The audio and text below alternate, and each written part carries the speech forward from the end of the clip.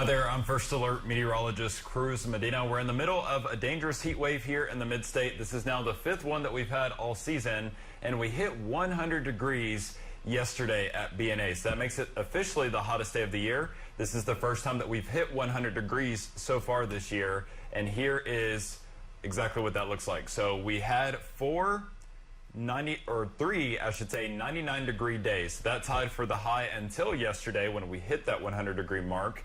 And from here on out, we could see possibly more 100-degree days. It's still possible for this afternoon. It's possible tomorrow afternoon. And of course, we still have the rest of the summer to go. We've seen 100-degree days here as late as the month of September, which we'll talk more about here in just a moment. But that 100-degree mark, once again, that's the first time that we've hit 100 so far this year at Nashville BNA. So that's where our official observations are taken for the city of Nashville.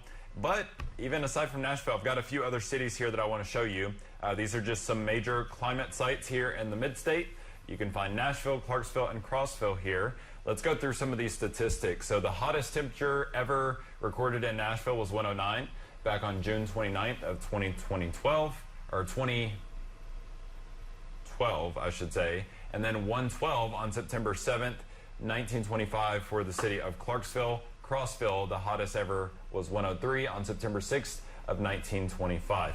You can see when it comes to the most number of 100-degree days in a year, there was 20 of those back in 1954 in the city of Nashville, 36 though in the city of Clarksville back in 1952, and then 10 days, consecutive days, in 1954 for Crossville. And you can see there the consecutive streak of 100-degree days as well. It's impressive stuff here, but we don't see these 100-degree temperatures all that often. So we call this air you can wear here in the Mid-South. We are very close to the Gulf of Mexico, so it tends to be very humid here during the summer months. And basically, humidity, or what most people think of humidity, we're actually referring to the dew point. So the higher the dew point, the more water vapor there is in the air. In other words, the more saturated the air is. That's why you can kind of feel the air. It feels very heavy. It feels very muggy and nasty. That's because there's a high water content in the air. So if you have a very humid air mass, it's harder to reach a temperature like 100 degrees. So you might say, well, why is that? And it literally has to do with water being in the air. Now, when there's not as much humidity, the humidity is even a little lower, the temperatures can heat up faster. So dry air can actually heat up a lot quicker than moist air can. And that's just a little fact here. That's why in a state like Florida that feels like it's always humid there, they have very few days 100 plus recorded in history. Most of their days are 80s and 90s, and it's just because it's tropical humidity that seems to be surrounding the peninsula at all times of the year. But here in the mid-state, obviously these are just some of our local records each year.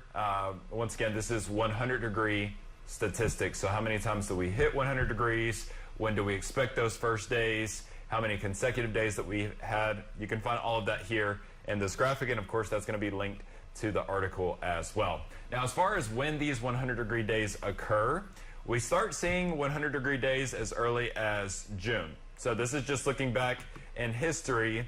June is typically when we start to see our first 100-degree days, at least based on what we've seen recorded in history.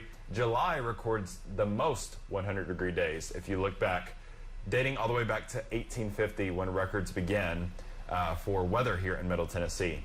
Now, August has its fair share as well. About 30% of the days that we've had above 100 degrees have been in the month of August. And then much smaller, but still notable, would be the months of September and, of course, June. So those make up a smaller fraction of this pie chart. Nonetheless, we could see those 100-degree days plus from June all the way down to September. And this graphic here is courtesy of the National Weather Service in Nashville, Tennessee. Now, when it goes back to 90-degree records, we see a lot more of these. So it's more frequent. Like I said, with it being so humid here, it's just not as easy to reach 100 degrees plus. Nonetheless, it does happen, and then for 90s, we get plenty of those days. Matter of fact, in the city of Nashville, we average 49 90-degree days or above in a year. We've already had over 30, I believe, and we're basically at the midpoint of the summer, so we could see a lot more added to this list. I won't be surprised if this ends up being one of those summers, I should say, with some of the most 90-degree days plus recorded.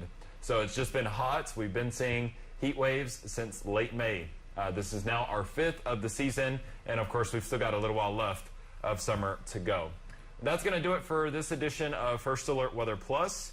As always, if you have any topics you're more curious to know about, anything weather, environmental, or science related, feel free to send those in my direction. You can email them to me or share them on social media.